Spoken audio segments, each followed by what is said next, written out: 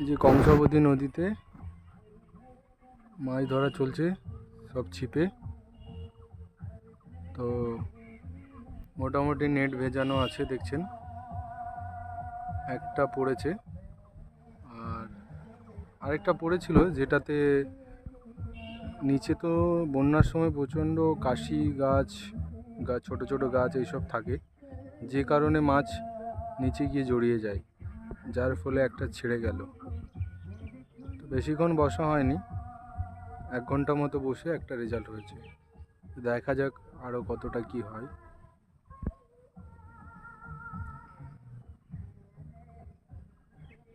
এই দেখুন, আরও ওই দিকে সব মাছ ধরছে।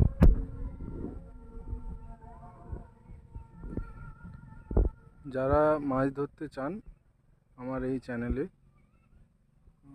লোকেশন বলে দিচ্ছি, কংসাবতী নদী, পাঁশকুড়া থানার অন্তর্গত, গ্রাম মাইসরা।